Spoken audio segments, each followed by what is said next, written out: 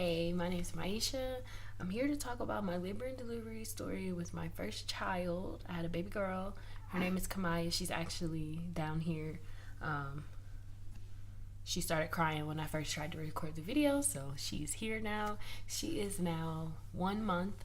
Um, so here's the story about how she came into the world. So the reason why I ended up having her early was because I got something done called a membrane sweep, where your OB goes in and they go in up in your cervix with two fingers and they sweep around, literally around the baby's head, to dislodge mucus to kind of help jumpstart your labor. And so I got that done at 38 weeks. And the reason why I got that done is because me and my husband are both active duty military. He had a school to go to and he would have missed the birth, so we were trying to make her come earlier. They didn't want to induce me because I had no reason to be induced. They only induce you if it's like medically needed, if something's wrong with you or the baby. That's my dog back there, Zeus. And nothing was wrong with me and the baby. We were fine. So they were like, the only other thing that we can do is try membrane sweep. So we went to do that, and it was pretty quick ish. It was like 20 seconds that she did, and it was very painful, not gonna lie. That crap was painful, but it worked. When I was leaving the hospital, 5 minutes later I started having contractions, and we went home, and the contractions started to get more intense at that point. And sorry, she's moving. So they started to get more intense, and it was like starting to get to the point where every time I was having a contraction, I couldn't sit down. I was 2 centimeters when she did the membrane sweep. So when I got home, even though the contractions and the pain was getting worse, I knew that like it wasn't time for me to go to the hospital to have her anything, just because it had only been a couple of hours. So me and my husband just kind of, waited it out, and we were at home just, waiting until the contractions got unbearable, which is what they tell you. They told me, you'll know when it's basically time to go to the hospital, because it'll be like you can't walk. That's what they told me. Like, oh, when you feel like you can't walk anymore, that's when you need to come in, which I think is insane, because why would you tell a pregnant person to wait until they can't walk to come in? Like, I just feel like that's weird. But anyways, so the pain continues. It starts to get a little bit worse, and I start to feel like I have to poop, and they tell me that I call the labor and delivery floor of the hospital where I gave birth, and they were like, well, since you just got checked not too long ago and you were only 2 centimeters,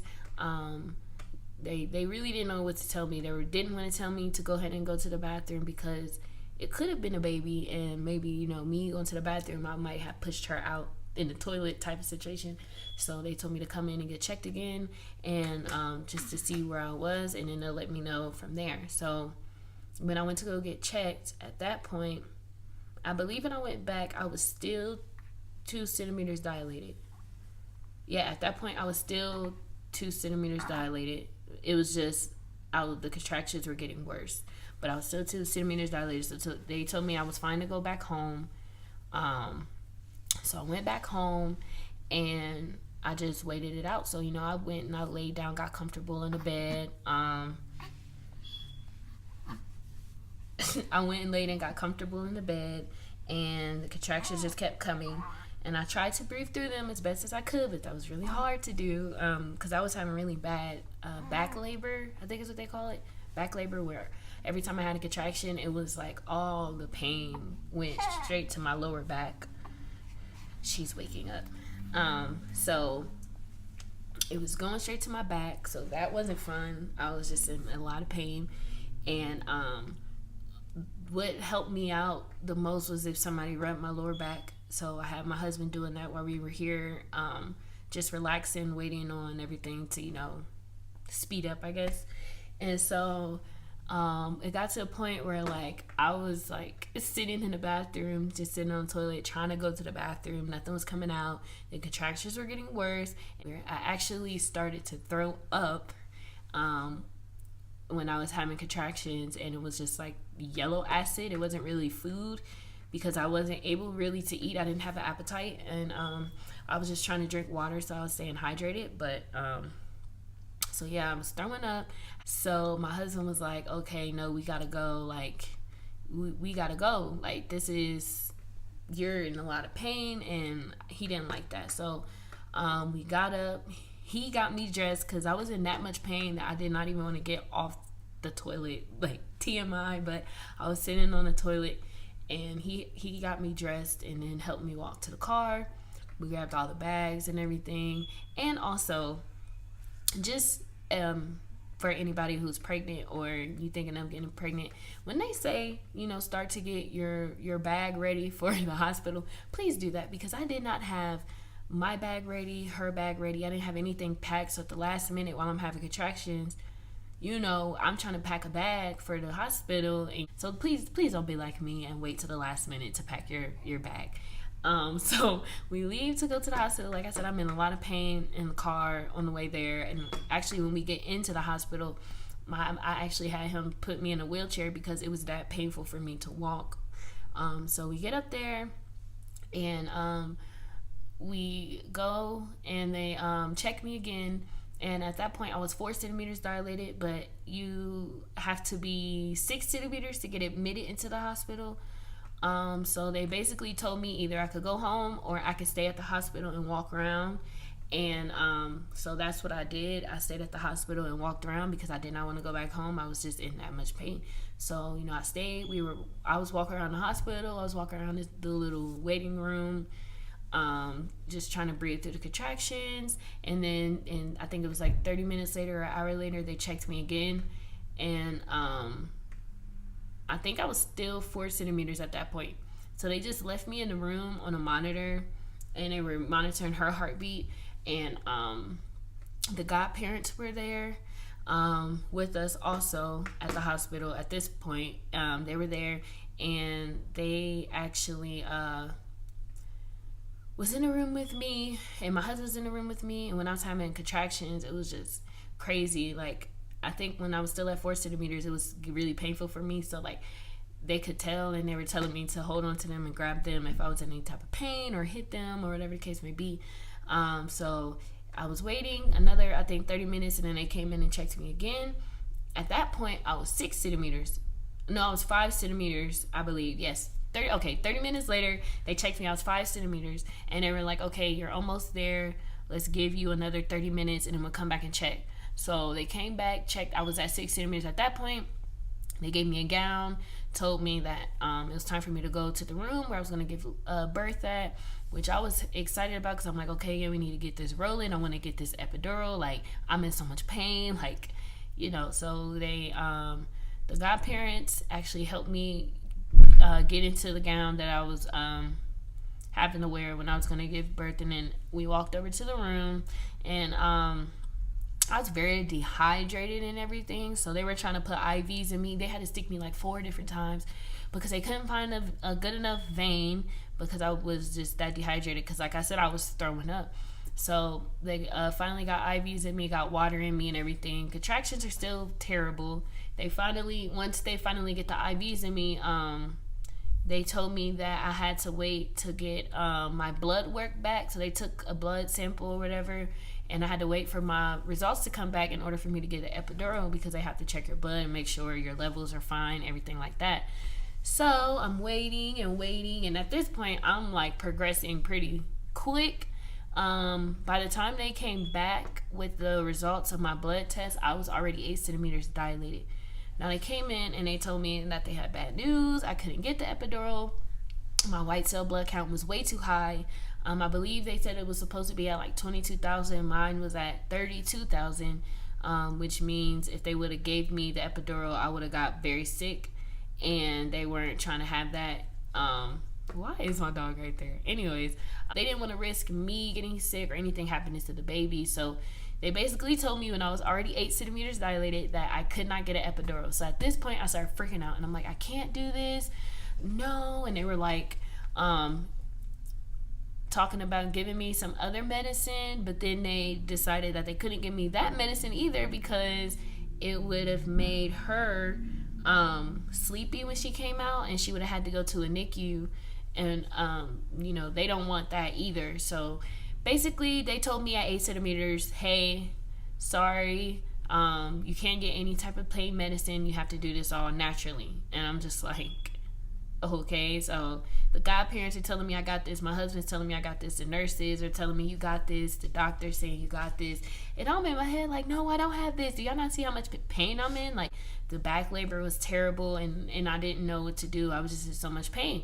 So the godparents were on both sides of me. My husband was in the background, kind of, because I was like in a really bad mood with him for some reason. He was getting on my nerves the whole time, so he kind of tried to stay out the way. And she just farted, and they were helping me, so they were letting me, like I said earlier, grab on them when the contraction came and everything like that, which I appreciate them so much. I love them. They're like second parents to me and my husband, and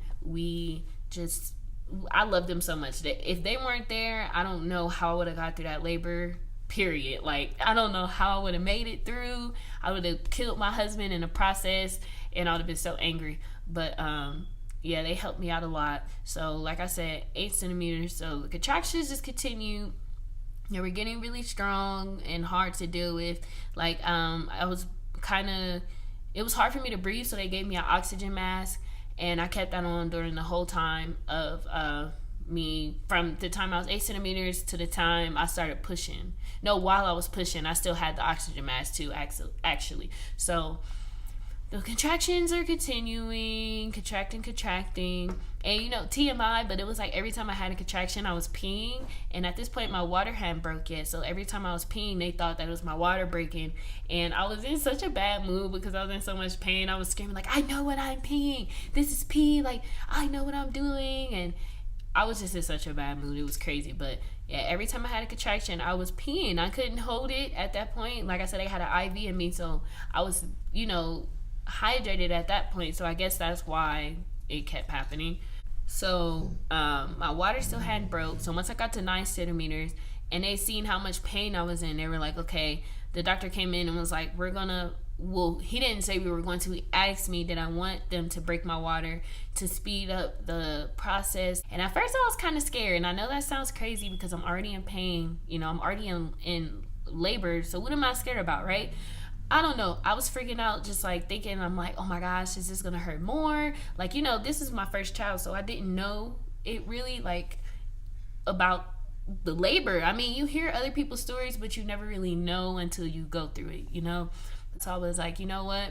Yeah, I'm in so much pain. I just want to get this over with. So he broke my water.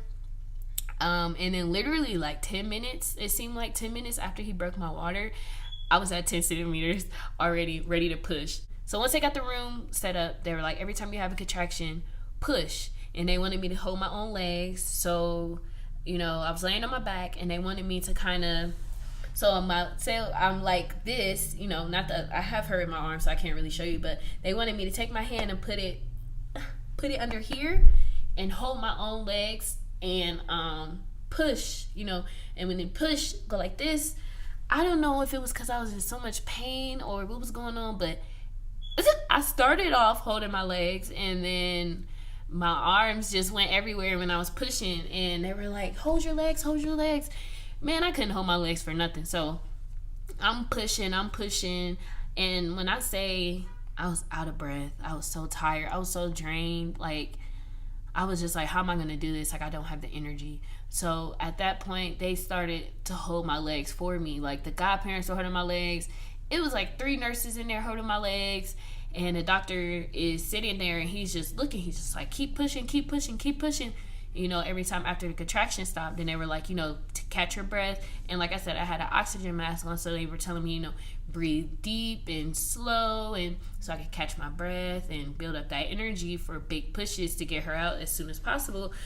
So kept pushing, and then I hear everybody saying, oh, there's her head. She has so much hair. At that point, I was like, oh my gosh, her head is there. I'm thinking like, okay, now I don't have that many pushes. But like I said, I was so drained. Like, I was so tired. I was just like, I know she's right there, but like, I feel like I still can't do this. I kept telling everybody, like, I can't do this. Like, crazy, right? Her head's right there. What do I mean I can't do this? She's almost out at this point. So keep pushing. And a couple pictures after they said they see her head, I guess once they seen her head, when I started pushing, I was kind of, I don't know what happened, but her head was going back in at one point. And they were like, okay, this is getting serious at this point. When they was like, keep pushing because her head is going back in. And that was dangerous for her because something could have happened to her head, or she could have stopped breathing because she was coming out and coming in. I don't know. So they were like, keep pushing. So at that point, I got kind of scared. I got nervous when they said that. And I was just like, okay. So I taking deep breaths. I took the oxygen mask off and I was just like pushing. They were like, keep going. So at this point, when they were like, keep going, and everybody started getting louder, I started feeling like a burning sensation down there. Now, I'm not saying I wasn't already feeling pain, because obviously I'm pushing the whole human out of my vagina at this point. But it was like a ring of fire. Like, I read about that somewhere where they said, like, once the shoulders come out, you feel like a ring of fire. It's no joke. It felt like it was just burning and tearing. I don't know. It was a lot of pain when her shoulders were right there. But it was hard to keep pushing at that point. But I knew that meant she was probably almost there. So I just kept going. I just kept pushing. They pulled her out, and she didn't cry when she first came out, which kind of threw me off. But they put her right on my chest, and they were wiping her off. And she was so alert. She was looking around. She was looking at me. Her eyes were wide open, like she was fine. And then she cried a little bit after that. And literally right when they took her out, it was like a relief. Like, the burning feeling went away. Obviously the contractions went away. She's waking up. The contractions went away. Like, it was ridiculous. I was like, wow, like I feel so much better. Like, I was still tired, but like I just felt way better. And so she was on my chest, and while she was on my chest, they were about to deliver the placenta. Now, all they really did to deliver my placenta, they just told me to keep my legs open, and they kind of pushed down on my stomach, and it literally came out all in one piece. So that was pretty cool. My husband ended up watching the whole thing. He watched her come out, and he watched the placenta come out, and he kind of watched them stitch me up. Now, I did rip a little bit, but like they said it wasn't that bad of a tear. So they did the stitches, and then I kind of was just laying there as they, cleaned her off, got her weight and everything like that. And literally, since I did it naturally, I was able to get up and walk around because I wasn't numb on my lower half. So I was able to get up and walk around. Literally, after they stitched me up, I sat there for a little bit, and I had to pee. So they were like, yo, you could get up and walk around, which threw me off because I'm like, I just had a whole baby. Like, wow. So they kept us in that room for a little bit after, just because they monitor your heartbeat, and they make sure you're fine. They make sure baby's fine, and they keep you guys in that room for a little bit, and then they transfer you over to the room where you're going to be staying in for like a day or two after you have the baby. And like I said, since my lower half wasn't numbed up, I was actually able to push the bassinet that had her in it to the next room, which I thought was pretty cool. I don't know, I was excited about that. I thought that was so cool. But yeah, so I pushed for a total of 10 minutes, which it felt longer than that, but that's what they told me. I only pushed for 10 minutes. I was in active labor for 4 hours. But like I said, everything went pretty quick. So yeah, that was my labor and delivery story. Like I said, she is now 1 month. So she's sleeping right now, but I'm gonna show you guys her.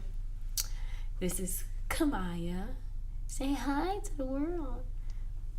So yeah, she's 1 month now, and I still can't believe that I gave birth to her. I have a newfound respect for moms in general, because this is no joke, pushing a whole baby out. Like, that was crazy. And my husband told me he has a whole newfound like respect for me after seeing me do that naturally. Like, he wanted me to do it naturally, and I wanted to do a water birth, but here where we live, unless I would have got a doula, which I could have found one, but it just wasn't gonna work. We like live in an apartment, and I feel like it would have been hard to do like a home water birth because you can't do it in the hospital.